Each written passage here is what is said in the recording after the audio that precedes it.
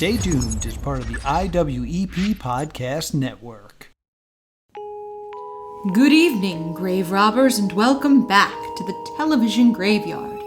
We are your TV necromancers, Lara Prince and Noah Houlihan. We have come here tonight to examine the spirits of past television shows, to find out which ones could be resurrected, should be resurrected, and which ones should stay doomed.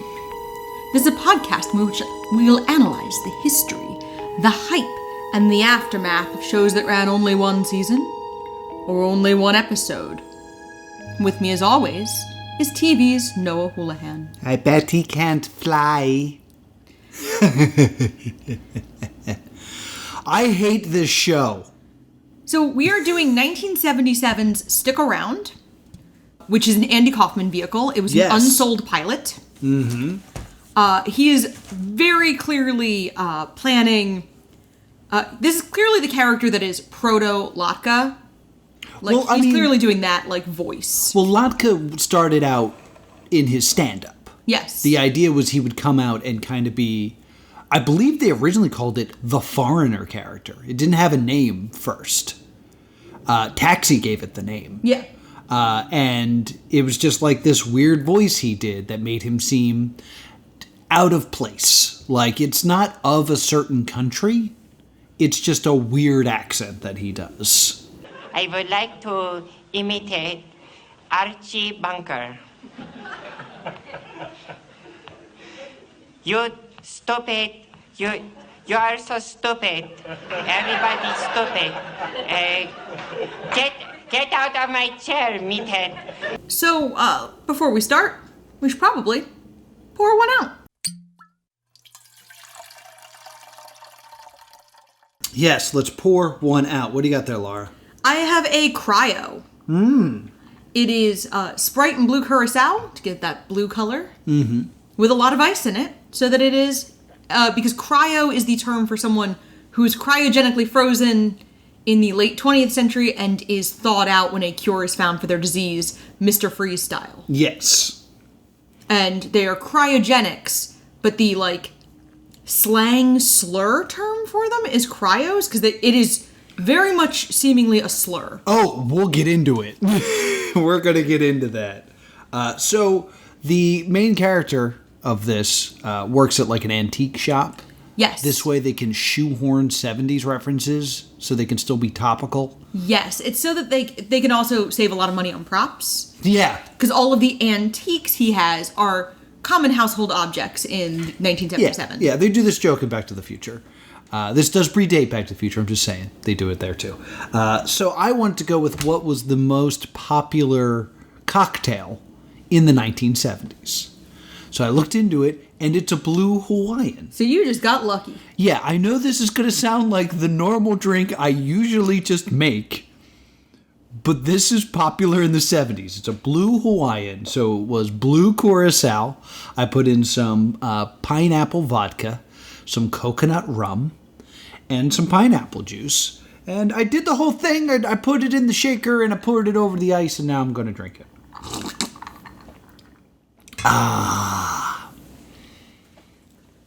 I might get a little sloppy. Did you put a lot in there? Well, there's 3 different types of alcohol in this. I know, but I've definitely, I'm going to admit it to you, reader. If I've had one that listener, if I have something with more than one liqueur in it, I usually I do half pours. Yeah. Because we've had a couple get sloppy. Well, that was the plan, but we were at the bottom of the blue curacao, and I was like, I'll just finish it. And then we were at the bottom of the pineapple vodka, and I was like, I'll just finish it. Oh, no. So... At least it wasn't the accidental double-proof triple sec. Yes, I avoided that. But so this takes place on April 9th, 2055. Yes, April 9th. This is when it's set, not when it aired, obviously. Yeah, it doesn't air in the future. And because it's the 70s, the future is orange and yellow. Yes. This is before we get to the 80s future, which is my favorite version of the future. Okay. Where everything runs on MS-DOS. Yes. That's my favorite version of the future. Where we're out of the 50s and 60s beautiful, silver and white future that we kind of come back to. Yeah. this is very much a 70s future. Yeah. Like the same, like, it still looks 70s. Yes. Where it's like that muted kind orange, of like yellow, gray. brown, and avocado green. Yeah, everything looks like a Burger King. Yes. Yeah, that's the best way to explain it. And Andy plays the robot. Mm-hmm. And that's his name. It's one of those sitcoms where Andy Kauffman plays Andy the robot. Andy the robot. And his family is Vance and Elaine. Mm-hmm. And this is supposed to be he's supposed to be like a robot servant, like a Rosie from the Jetsons type of character. But he's entirely humanoid. Yeah. This entire first sequence I found incredibly infuriating. Okay, go on. So our hero, I guess, the husband in this, is playing a game with Andy.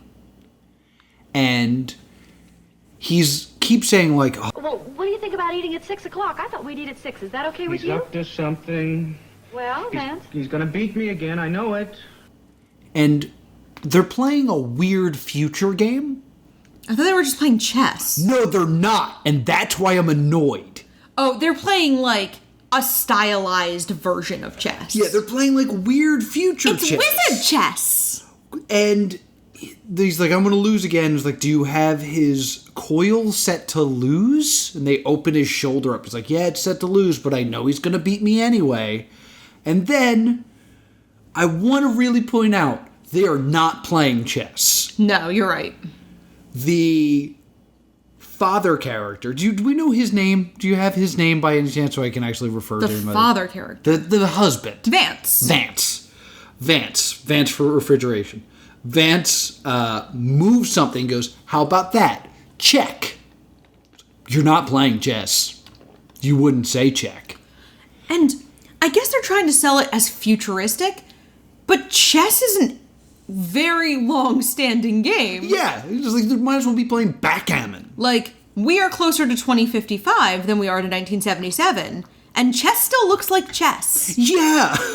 Like, if I took a chessboard from 1977 and put it in front of you, it might be, orange, brown, and yellow, but you know what chess was. More importantly, like, games like that aren't even played anymore. Like, when's the last... Well, there's one I can think of, but, like, for the most part, it's such, like... It's not intricate. It's very simple. Like, it looks like a game you could have made with stones and played, which doesn't make it futuristic. In any case, Andy does something. We don't know how to play this game. No. But that means he gets to take all of Vance's pieces. Yes. Thus again, proving it is not chess, it is something else. But we're supposed to laugh because he lost at a game we don't understand. Yeah, and he got beaten by a robot. Who was programmed to lose. Yes. And then his wife looks down the lens and goes, Robots that don't work, computers that fall apart. If you think things were complicated in 1977, just stick around. I hated this. Because, like, why are you talking to us? There's also some world-building stuff that kind of got glossed over because you were mad about chess. Mm-hmm. They discussed that it's steaks were on sale for $58 a pound, so they're talking about inflation. Mm-hmm. And the terrace is programmed for sun. So Vance and his wife Elaine set like nice dinner plans for steak, and the terrace is programmed for nice weather, and they're going to eat at 6:30. And then something in the house malfunctions besides Andy, and she goes, "Okay, well." It looks like inside, 4:30, fish balls, and it's going to rain. Mm-hmm. So, like, this very synthesized food, synthesized weather. But Vance and Elaine are not of the socioeconomic strata that their futuristic trappings work properly. Right. It's the future and still nothing works. Ha ha ha ha. I want to complain about the fourth wall break still. Okay. I wanted to get that world building in because it will kick in later. There's not a good reason for her to speak to us. Especially that she's speaking to an audience that's in the past, which is so weird. But the reason she does it is that she needs to work the title in. Stick around. Why is this show called Stick Around? I don't know. It's just the show pleading with you not to turn it off. Yeah. Yeah, there's no reason for it. It's not like he's from the Stick Around company that got like... It's not like Stick Around Robotics presents the Andy Bot. No, it's just called Stick Around. So, after the cold open, Andy is at Vance's store with Vance. Mm-hmm. And Andy is apparently always charging himself. And Yes. Vance gets annoyed because the electric bill is expensive because Andy draws a lot of power. Mm-hmm. And so Andy is working at the store as like an assistant with Vance. And a woman buys what we know to be a toaster. Yeah. And it's supposed to be a gift. Mm-hmm. And Andy wraps it really poorly, and Vance is like, he's malfunctioning. And Vance opens one of Andy's like control panels, and Andy goes, I wish you wouldn't open my panels in front of people. Yes. I want to stress that the sequence of him trying to wrap something is at least 2 minutes long. Yes. It's like, hey, he's crumpling it. That's not how you wrap a present, robot. You're not going to write a joke? You're just going to try to do something kind of silly? Like, it's not like he was like, wrap this, and then he made it into a burrito. Yeah. Or he then, starts to rap on the side of it, like with his knuckles. Yes. Or beatbox. Those would be jokes. But this is just like, wrap this. I can't because my hands are noodles. We are 3-4 minutes into this show, and I am... Or like he wraps the cord around something. Yes! Just something to, like... Instead of just, like, he uses wrapping paper poorly. So then a man comes in and is chatting with Vance. And we find out that he is a cryogenic. He goes, I was born in 59. They froze me in 86. Yes. So we don't really know a lot about this group of people yet. Mm-hmm. But we know that he was frozen for almost 70 years. And they apparently have some issues in society. Yes. Now, I think what we're supposed to get is Vance likes cryos because he's interested in the past. Yeah. That's why he owns an antique store. Yes. And he's like, Are you a cryogenic? What of it? Oh, no. Don't get me wrong. I got nothing against cryogenics. My neighbor's a cryogenic. Wonderful guy. Yeah, I'll bet some of your best friends are cryogenics. and then he says something along the lines of, next thing you're going to tell me is that some of your best friends are cryos. Yeah. So in the 70s, the common line was, some of my best friends are black. Yes. Because it was still a very racist time. And that was a common phrase to, like, kind of erase racism. Mm-hmm. Like, he would say something racist, then he would respond with, some of my best friends are black. To kind of prove that you weren't a racist because you were nice to some black people. I mean, that you still see that today. Oh yeah. But in this, they have replaced the word black with cryo. So they're kind of like doing topical humor, but now it's in the 50s, so instead of black people, it's cryos. Are there any black people in this show? No, I was actually about to say. Weird, right? Yeah. Yeah. So, like, I don't know. There was just something about that line and the laugh it gets that made me kind of go, that's a little gross. Yeah. Yeah. Also, I'm full of piss and vinegar already, so. So, and then, which does not help matters, the cryogenic has a gun. Yeah. And holds up the store. Yeah. He falls into cryogenic stereotypes and is a criminal.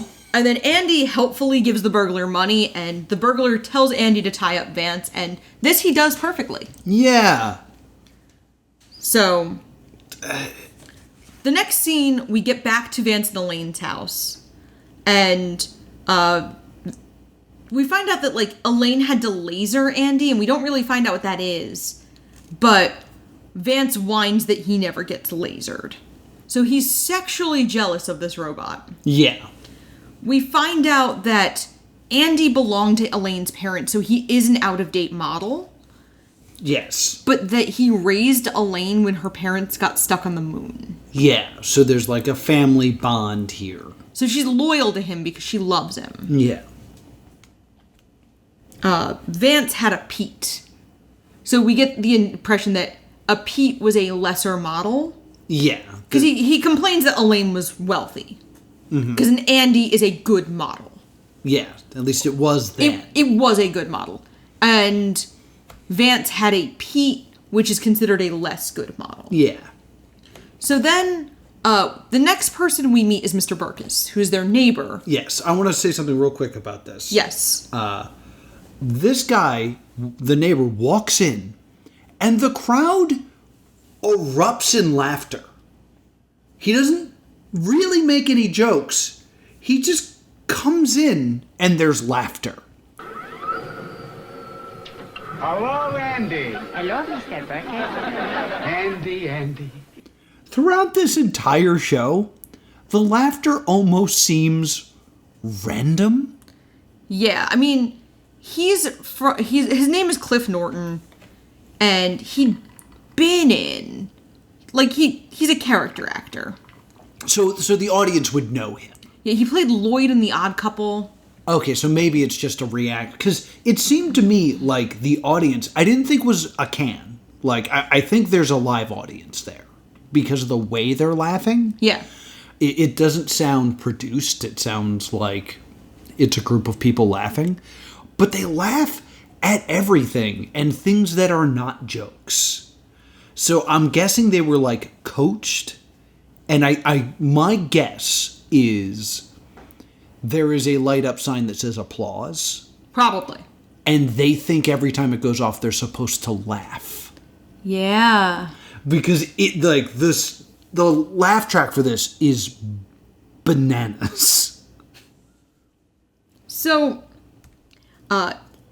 he's their neighbor who is a cryogenic. Andy goes like, oh, I'm going to go make the beds now. And we find out they caught the cryogenic who burgled Vance's store. So they're going to get the money. And their neighbor's upset at the use of the term cryo. Yes, because it's a slur.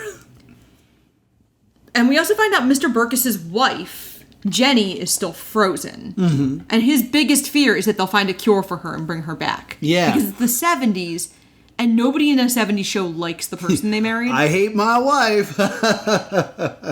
He also says something along the lines of, I was called worse names when I was alive. I mean, before they, when they, well, you know what I mean. No, we don't. I have no idea what you mean by that sentence. It was almost a non sequitur. Like, the idea almost felt like, we'll just say that and the audience will write their own joke and laugh, and then we don't have to write a joke. Writing jokes so you don't have to. No, it's the opposite. Not writing jokes so you have to. Stick around! So Andy brings some drinks over, and Elaine applauds, and then he throws the drinks behind her. Not sure why. The next scene, Vance and Elaine are what looks like a gigantic toaster. Yeah, that's like, they use it for like some sort of sleep therapy thing. But like they talk to each other. Yeah, it's supposed to soothe, pacify, and resolve conflict. Yeah, so they're sitting in a giant toaster. Because they're arguing about whether Andy should stay with them. Yes. The doorbell comes, and a new robot answers the door, and it's Earl, who is Elaine's parents' new robot. Yes. They're loaning them to him. Yeah. Loaning him to them. And So Elaine and Vance have a chaste kiss and a nuzzle. Mm-hmm. And we also established that people still watch I Love Lucy. I wrote that down too. I thought that was fun.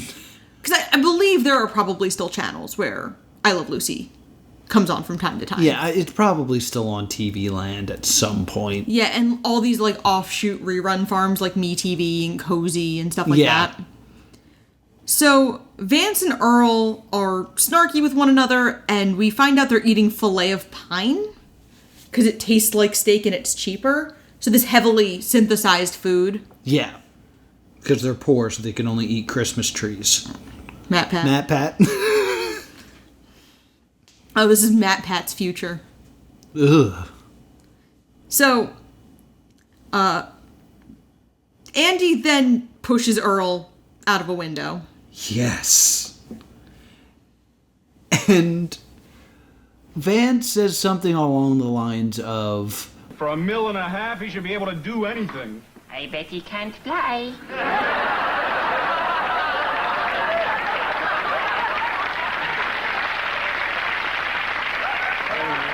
and then we get the biggest applause break in the show. Like, it's laughter and like hooting and hollering and like applause, which, to be honest, it's the closest thing to something that was an actual joke. Yeah. But it's a murder. Just saying. So, tearfully, Elaine agrees to sell Andy after this. And the audience erupts in coughs. You're right. All right. Sell him.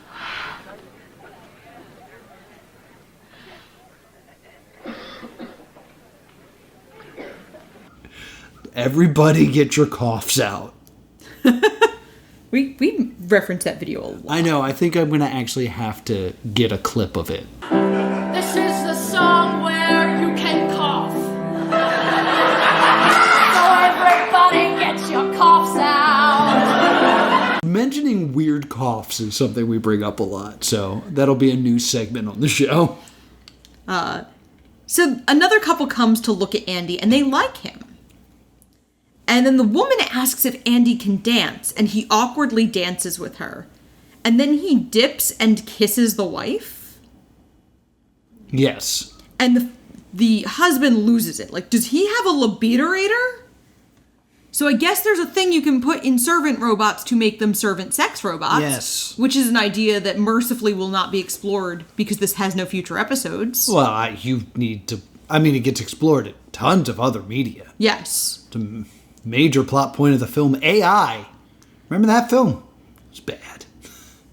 Better than this. So Andy guilts Elaine. Yeah, because they're selling him to this couple, is Yeah. the plan. And the couple really likes him. They really want him. Vance really wants to sell him. And then Andy, in an attempt, I guess, to not get sold, yells, "I don't do windows." Yeah. This is one of those, like, 70s jokes that people used to just say all the time. Yeah. I don't do windows. Why was doing windows so hard in the 70s? Was this before Windex? I guess windows are slightly challenging to clean. Like, you know, I can't clean our windows from the outside. I mean, I don't think we've ever cleaned our windows. We're not running around touching them and getting them dirty or anything. But it's interesting to me because that was a common joke. Like the way in the 90s, people would just say the word mini mall. Yeah. And it was a joke because like, oh, look, it's another mini mall. Like that was a common 90s joke. In the 70s, it was, I don't do windows. And I don't know why that's a joke.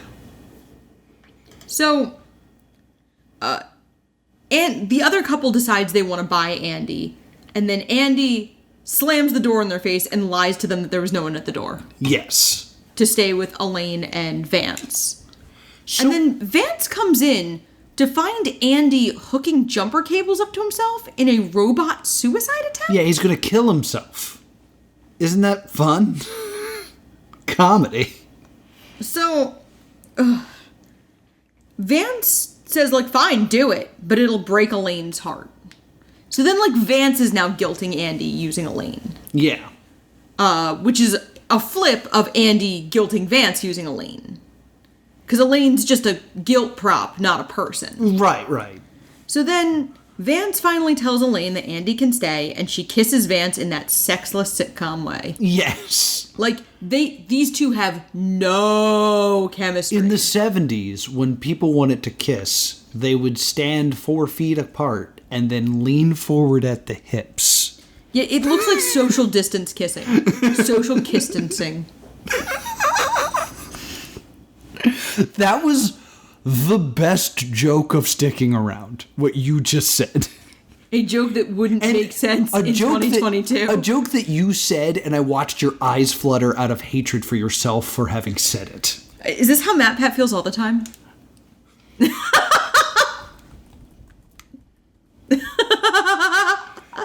So, in the end, they all are kind of together. And Yay. and that's kind of it. I think by the end of this, I'm pretty much sure that Andy is not malfunctioning. He's a jerk. Okay.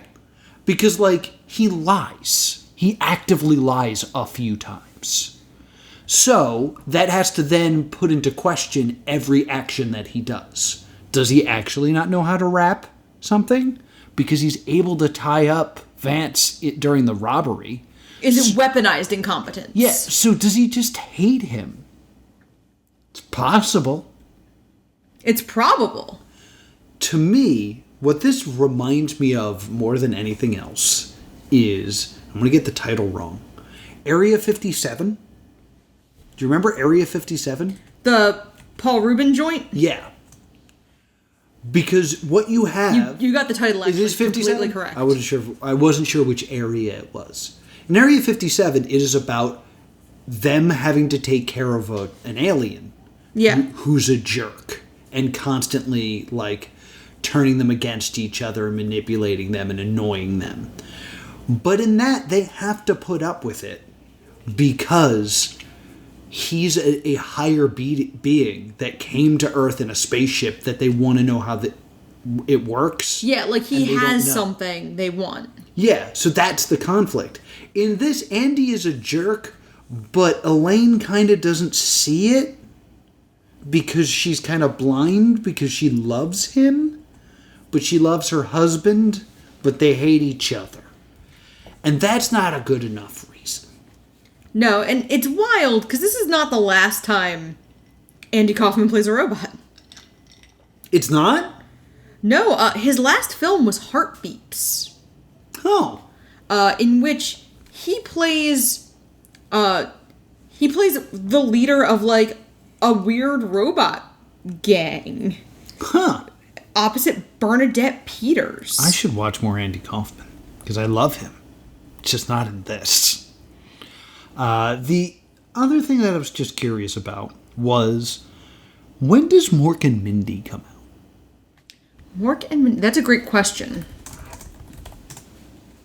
Mork and Mindy will air the next year. The next year, okay. Because to me, this felt very Mork and Mindy. Where, like, they have someone out of place that doesn't really make a lot of sense and stuff like that. But it doesn't work because we as the audience are out of place. Because it's the future. So they have a bunch of stuff we don't understand. In Mork and Mindy, you have an alien who's out of place, but it's in our time. So we can understand how he's out of place because we understand how society works. This show requires so much world building that they don't bother to do in an interesting way. No. And, like, it never makes me feel included. No, and the world building is also just poorly done. Like, they make no effort. It's done cheaply. Yeah. Because they don't have the money to not make it look like, it looks like a 70s sitcom. Yeah. They don't have the money to make it look more interesting. I also have to call it like I see it. I feel like there is a bit of, as I love to call it, all that school of comedy where saying cheese is a punchline. Yeah. But instead of cheese, it's toaster. Yes. For some reason, they think toasters are very funny. I don't know why. Maybe in the 70s they were just hilarious. It's got that, like... It's not. I feel like it's a word that was all that funny, too. Yeah. Like, I feel like you could see a sketch revolving around toaster. Mm-hmm. So that's the show. It is. It is. I hated this show. You definitely did. So much. It kind of felt like the polar opposite. Not the polar opposite. The other side of the coin of 1776. Okay. Where we're just doing a regular family sitcom, but in the future, so it's different. Ooh. It was like, it is a step beyond, like, just adding space to everything. Like, oh, it's the space oven. Yeah. But not much. I was in a version of A Christmas Carol. I know. We talked about this during 1976 or 1776. Yeah, and I just thought of that. I was like, oh no. It's the lack of attempt of jokes. It just seems to be like, the joke is it's 1955 and Andy Kaufman's wacky. And that's it. That's there's no substance here at all. For such a complicated premise, there is no substance. Absolutely not. Stay doomed. I would actually also call this a Stay Doomed. Yeah. If you were about to say stay tuned, I would probably freak out. No. It's absolutely not a Stay Tuned for me. Nope, Stay Doomed. Yeah, so that's going to do it for Stick Around. We will not be sticking around. Nope.